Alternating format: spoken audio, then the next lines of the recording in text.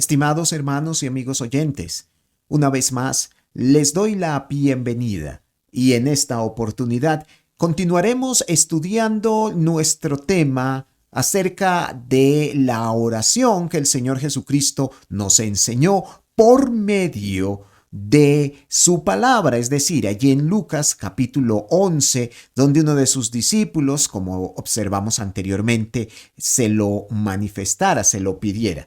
Hoy estaremos observando dentro del contexto de este tema la importancia o la relación que tiene nuestro Padre Celestial en relación precisamente con dicha paternidad. Valga la redundancia, ser padre tiene varias responsabilidades, como también no pocos derechos. Y el día de hoy estaremos diciendo que nuestro Señor Jesucristo nos enseñó a dirigir toda oración al Señor, pero de una manera particular. Él nos dice en Lucas capítulo 11, versículo 2, que al acercarnos en oración a nuestro Dios, debemos hacerlo como nuestro Padre, lo cual evidencia por un lado comunión, pero por otro también identidad, obviamente en el contexto espiritual.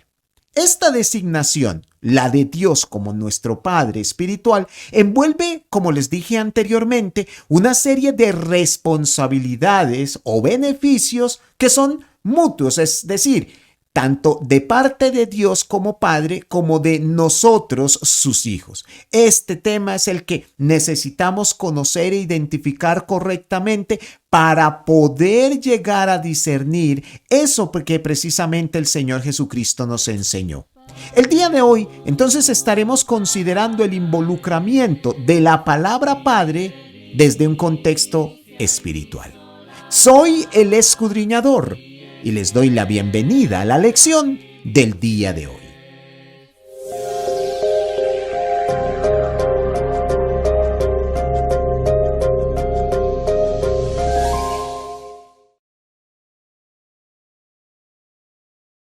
Comencemos diciendo en primerísimo lugar que un padre es aquel que engendra.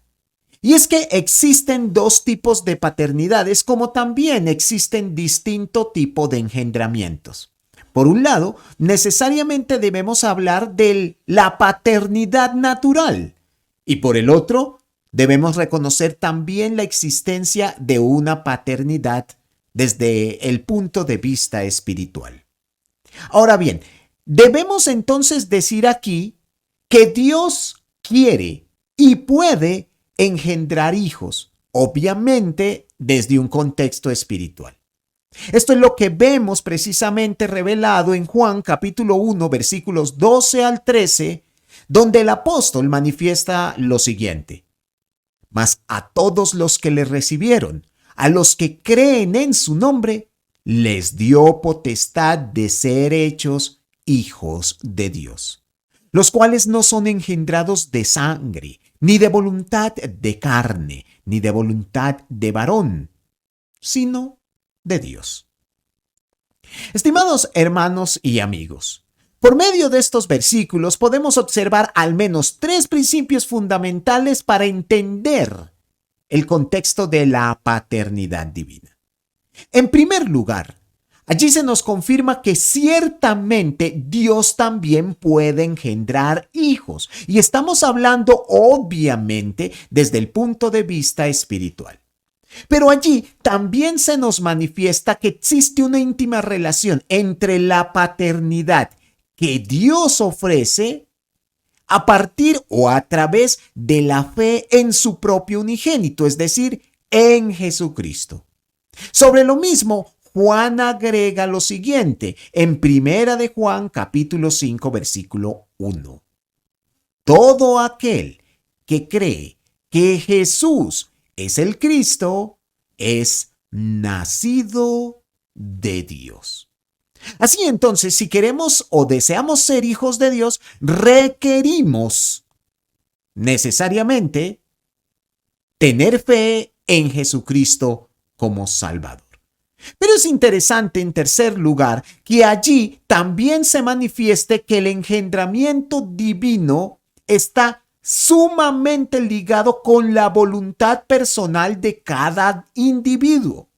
Por eso Juan manifiesta que a todos los que le recibieron, el ser humano tiene la posibilidad de creer en el Señor Jesucristo a través de la obediencia a su palabra, como vimos en la lección anterior precisamente, o por otro lado, de ignorar todo aquello que Dios le dice. Si decimos ser hijos de Dios, necesitamos entonces voluntariamente someter nuestra, valga la redundancia, voluntad a nuestro Señor, a lo que dice por medio del Evangelio. Ahora bien, en segundo lugar, un padre es el que también cría. Dios no solamente nos ha engendrado, pero además de ello también nos cría, es decir, nos sustenta y disciplina, como podemos observarlo a través del escritor de la epístola a los Hebreos, en Hebreos capítulo 12, versículo 6, donde dice lo siguiente: porque el Señor al que ama, disciplina y azota a todo el que recibe por hijo. Observemos que aquí se nos manifiesta una íntima relación entre la disciplina del Señor con la paternidad misma que Él nos da. Obviamente, muchos hombres lastimosamente tienen solo la capacidad natural de engendrar hijos, pero no la misma disposición o voluntad para llegar a criarlos para que puedan crecer correctamente. Dios no es un padre irresponsable que solamente se dedique a tener hijos para posteriormente dejarlos a su suerte. En Proverbios capítulo 3 y entre los versículos 11 al 12 nuevamente se nos evidencia lo mismo con las siguientes palabras: no menosprecies, hijo mío, el castigo de Jehová, ni te fatigues de su corrección, porque Jehová al que ama castiga, como el padre al hijo a quien quiere. Podemos observar entonces con toda claridad que bien sea de manera preventiva o de forma correctiva, Dios nos disciplina, y esto primeramente para manifestarnos o para mostrarnos su amor, pero además para también ayudarnos a perfeccionar, para que podamos reflejar precisamente su naturaleza espiritual. Como nos disciplina el Señor, será materia de otra lección. Pero ciertamente quiero resaltar que Dios no solamente nos engendra, además de lo anterior, nos ama, nos protege, nos corrige, y ello a través de la disciplina que Dios mismo ha revelado a partir de su palabra. Así entonces, tenemos un Dios que nos engendra, por un lado, pero tenemos a un Dios que también nos cría, por el otro lado. Finalmente, observemos que Dios no solamente nos engendra, Dios no solamente nos cría, nos protege, nos ama, nos disciplina, pero además Dios nos ofrece una preciosa herencia. Hermanos, Dios manifiesta su amor y paternidad para con sus hijos al dejarnos su mejor o mayor herencia espiritual. El apóstol Pablo en Romanos capítulo 8 y entre los versículos 16 al 17 manifestaba lo siguiente: el Espíritu mismo da testimonio a nuestro espíritu de que somos hijos de Dios. Y si hijos, también herederos. Herederos de Dios y coherederos con Cristo. Si es que padecemos juntamente con Él, para que juntamente con Él seamos glorificados. Notemos que a través de estas palabras, Dios muestra todo su amor para con nosotros y como Padre Celestial al ofrecernos una preciosa y eterna herencia.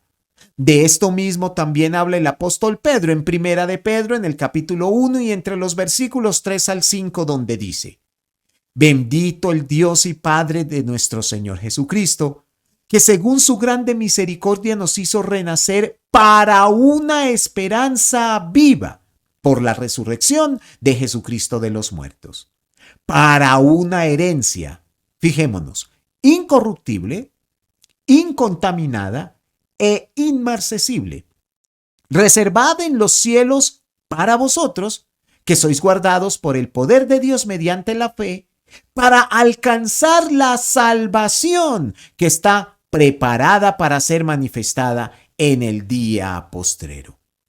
Estos versículos manifiestan una herencia como ningún hombre pudiera dárnosla.